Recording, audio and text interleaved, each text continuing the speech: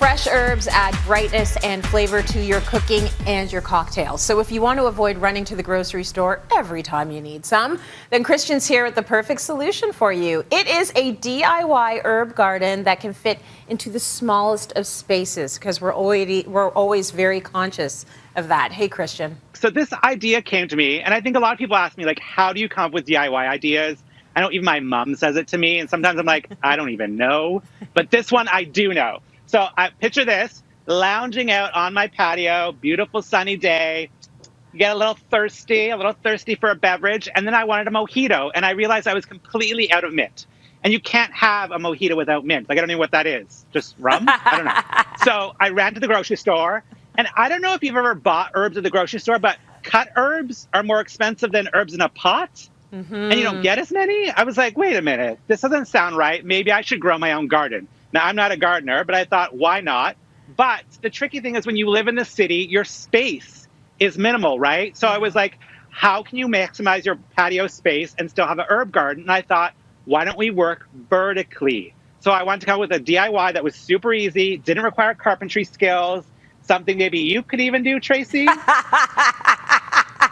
I love it. Listen, I love the idea of it. I think it makes a lot of sense also when you go and buy herbs at the grocery store. Sometimes you just get too many. It's too much, right? It's a big bundle, and then it's like some ends up going in the crisper, aka the Slimer. So I love this idea. I think it's a great project that maybe I will try with the kids.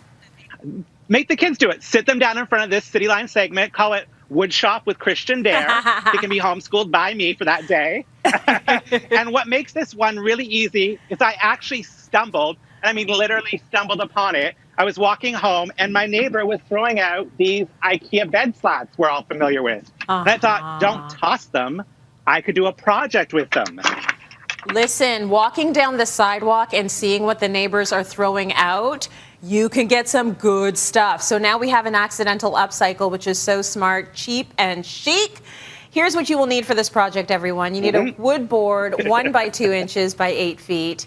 You need bed slats. You need 2-inch wood screws, a power drill with a drill bit, outdoor paint or stain, some containers, a paintbrush, potting soil, and herbs. Okay, Christian, what's our first step?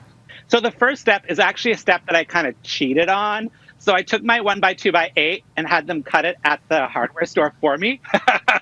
So that's an easy way to do it because you literally just need 2 pieces that are the same width as your bed slat. So I found a single bed, which is 37.5 inches. So you're going to have 2 of these 1 by 2s that are 37.5 inches.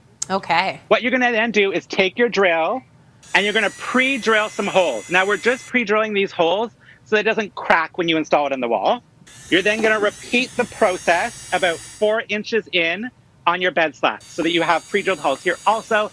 And that's for the exact same reason. So you're not cracking the wood as you drill it into your wall. Okay. Then you're going to measure out your wall and trim your bed slats. So it's kind of long. My wall, as you can see, is not as long as a bed. So I trimmed off 3 slats. Oh, that makes sense. So if you have some of them that maybe are not in the best shape, you can just trim off the bad ones, right? Exactly. You can trim off the bad ones and make it that length. It's perfect. It's a great way to upcycle like a broken one. Easy, easy. Next step we're going to do is painting. So I always say whenever you're going to paint something, that's great about these is it's unfinished pine, so it'll absorb any sort of paint or stain really easily. I always say grab a sanding block, just do a light sand. These are finished, so you don't need it. It's just to help absorb the paint better. And make sure you're using an exterior paint or an exterior stain. I just grabbed like a great sponge brush. You're just going to paint it on. I recommend painting it before you install it on the wall because that way you can paint the front, paint the back, paint the ends, and then you're getting great coverage to protect it from the weather. Okay, looking good. I love the color you picked. What's next? Next, so I jumped ahead on us, and you're actually going to pre-drill into your wall with the appropriate bits. Like mine is a masonry wall, so I use a masonry bit.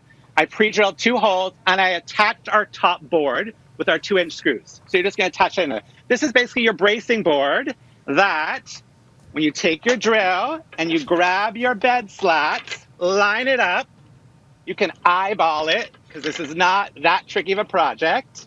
And we're going to drill this guy in. Oop. Easier said than done. Make sure your drill's on forward, not reverse. Right? Right. Hot tip from Teacher Dare. Make sure it's going in the right direction. And then you've got it hung. Okay, that was super Now, with your easy. I second know board- that I'm going to be asked to say this, though. Sup- Christian's probably too, like, his outfit doesn't go, maybe with the glasses. But if you're doing this at home, put on the safety glasses, the safety goggles, just in case, please. Just in case. Always safety first for everything, right? And then you're going to add your second board at the bottom, the exact same way you did at the top, so it's nice and secure. Okay, that was So now amazing. you've got your entire frame Yeah. completely installed, and then it's time for plants, T. Okay, it is time to plant. Walk us through this. How does this part work? So one of the great things that I found is actually from IKEA. They're called Cernistek containers. I'm sorry, I'm not fluent in Swedish, but they've got a little hook on the back. I think they're designed for storage in your kitchen. They're only 99 cents. So the trick with these is you're going to drill in some drainage holes because we're planting. We don't want soggy plants. I learned that from Frankie. You don't want soggy plants. Yep. And then you're going to grab a bunch of herbs and you're just going to plant them. So add in some topsoil, whatever you want. Make sure it's potting soil to go in little pots.